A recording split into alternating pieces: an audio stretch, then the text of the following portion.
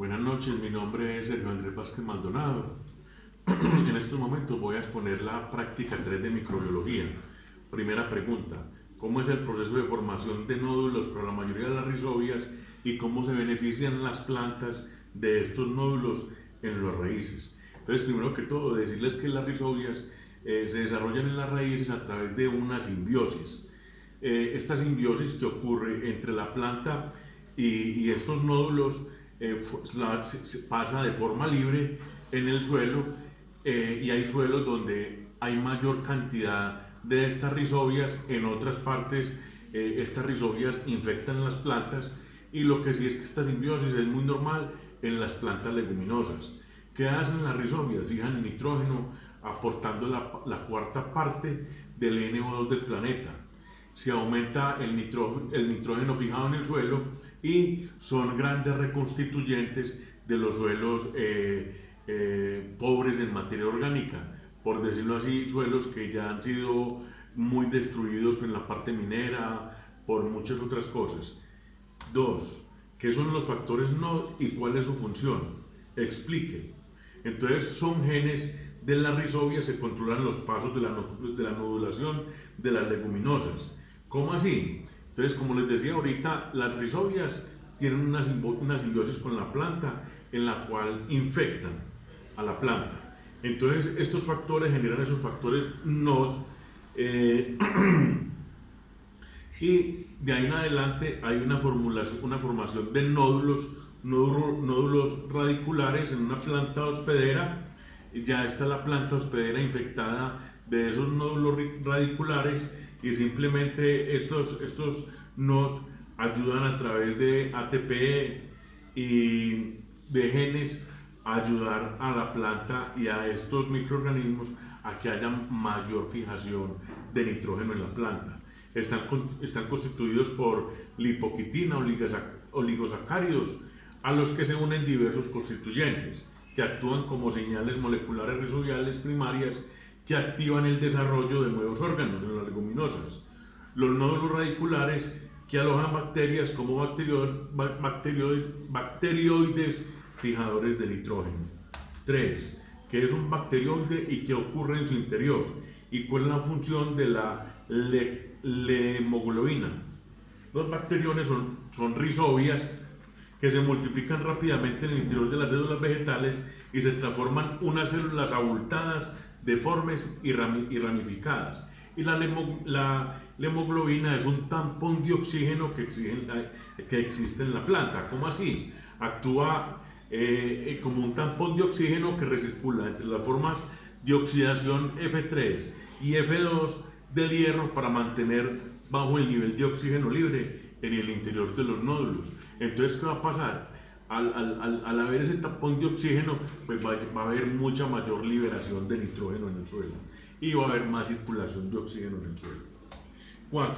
¿Cuáles son las diferencias y las semejanzas más importantes entre las rizobias y franquias? Rizobias forman los nódulos en sus tallos, y estas plantas se extienden por las regiones tropicales donde los suelos son deficientes en nitrógeno debido a la lixiviación y a su intensa actividad biológica.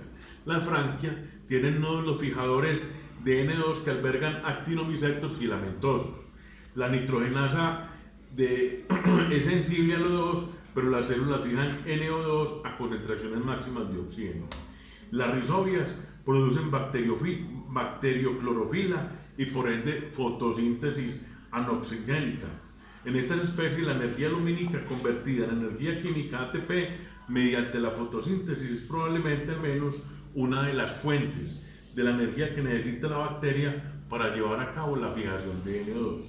Franquia posee unas vesículas que tienen paredes gruesas que retardan la difusión de O2, manteniendo así la concentración de O2 en su interior a niveles compatibles con la actividad de la nitrogenasa. ¿En qué se diferencian las endomicorrizas y las ectomicorrizas?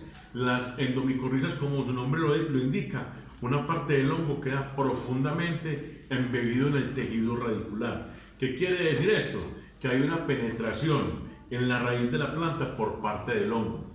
Entonces el hongo está dentro de la raíz de la planta. En este caso no se produce un manto, sino unas estructuras ramificadas denominadas arbúsculos, mientras que las ectomicorrizas, el hongo no penetra al interior de la planta, sino que produce una red de hifas muy ramificada, la cual va a rodear la raíz.